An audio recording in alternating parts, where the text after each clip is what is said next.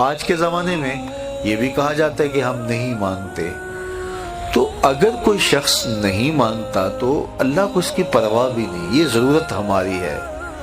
فرمایا قل ما یعبأ بکم ربی لولا دعاؤکم، اے محبوب فرما دو تم نہیں پکارو گے تو اسے بھی پرواہ نہیں ہے، ضرورت تمہاری ہے، مانگنا تم نے ہے۔ تو جب تم نہیں مانگو گے، متکبر ہوتے ہو، اس سے مانگنے سے بھی تمہیں حیا آتی ہے، تو پھر وہ بھی پرواہ نہیں کرے گا۔ لیکن اگر تم مانگتے رہو گے تو وہ تمہاری جھولیاں بھرتا رہے گا، اور اس سے جب بھی مانگو اس کا در رحمت کھلا ہوا پاؤ گے۔ جس بھی لہجے میں مانگو وہ دینے پہ آمادہ ہوگا۔ دنیا والوں سے مانگنا ہوتا ہے تو دیکھنا پڑتا ہے کہ کس وقت مانگے، موڈ کس وقت درست ہوگا۔ لیکن اللہ سے جب بھی مانگیں، صبح کو مانگیں، شام کو مانگیں، دوپہر کو مانگیں، پچھلے پہر دامن پھیلا کے بیٹھ جائیں۔ پھر دنیا داروں سے مانگنا ہو تو ان کی زبان میں مانگنا پڑتا ہے۔ اللہ سے اردو میں مانگیں، عربی میں مانگیں، ہندی میں مانگیں، سندھی میں مانگیں، نظم میں مانگیں، نثر میں مانگیں، اقبال کے لہجے میں مانگیں، سعدی کے انداز میں مانگیں، رومی کی طرز پہ مانگیں۔ نہیں مانگنا آتا، خالی ہاتھ پھیلا دیں، وہ بند لبوں کی بولیاں بھی سنتا ہے۔ مانگے تو صحیح، دستے طلب تو دراز کریں، وہ کریم ہے۔ جب اس کے سامنے بندے ہاتھ پھیلا کے دعا مانگتے ہیں وہ خالی نہیں موڑتا۔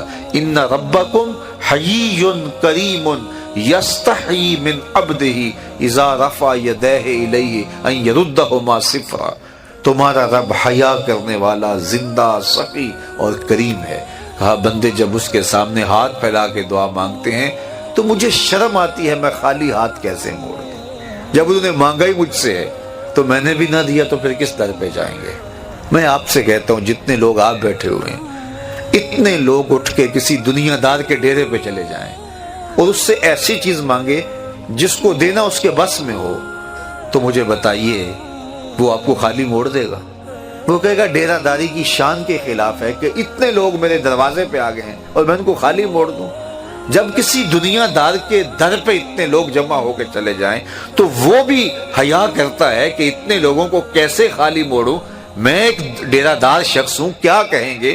اسے حیا آتی ہے اتنے لوگوں کو خالی موڑتے ہوئے، تو رب کی دہلیز پہ ہاتھ پھیلا کے جب مانگیں گے تو رب خالی موڑ دے گا۔ کہا وہ اسے حیا یستحیی من عبدہ اذا رفع یدیہ الیہ ان یردہما صفرا، جب تم ہاتھ پھیلا کے اس سے مانگتے ہو اللہ فرماتا ہے مجھے شرم آتی ہے، مجھے حیا آتی ہے کہ تمہارے اٹھے ہوئے ہاتھوں کو خالی موڑ دوں۔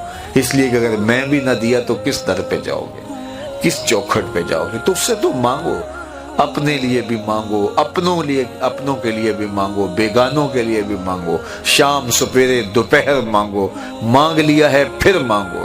دنیا داروں سے ایک دفعہ مانگ لیا جائے تو پھر دوسری مرتبہ مانگتے ہوئے ہم وقفہ ڈالتے ہیں، یار یہ ادھار بھی مانگا ہو تو کہتے ہیں یار اب کچھ سال کے بعد کہیں گے، وہ کہیں گے روز ہی یہ مانگ لیتا ہے، اس کی ضرورتیں پوری نہیں ہوتی۔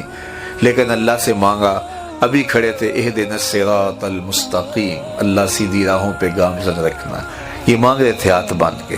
پھر تشہد میں بیٹھے تو پھر مانگنے بیٹھ کے ربنا اغفر لی ولوالدی وللمؤمنین یوم یقوم الحساب، مجھے بھی بخش دے، میرے ماں باپ کی بھی مغفرت کر دے، قیامت تک آنے والے اہل ایمان کی مغفرت کر دے۔ سلام پھیرا تو پھر ہاتھ پھیلا کے بیٹھ کے ربنا آتنا فی الدنیا حسنۃ وفی الآخرۃ حسنۃ، بار بار مانگے، 100 بار مانگے، وہ کبھی نہیں کہتا، اس کا در رحمت کھلا ہوا پاؤ گے، اور وہ بندوں کو دینے پہ آمادہ ہوتا ہے۔ کوئی مانگ کے تو دیکھے، ہم تو مائل بکرم ہیں، کوئی سائل ہی نہیں، راہ دکھلائیں کسے راہ رب منزل ہی نہیں، جلوہ طور تو موجود ہے کوئی موسیٰ ہی نہیں۔ کوئی سچی طلب لے کے تو آئے، تڑپ تو لے کے آئے۔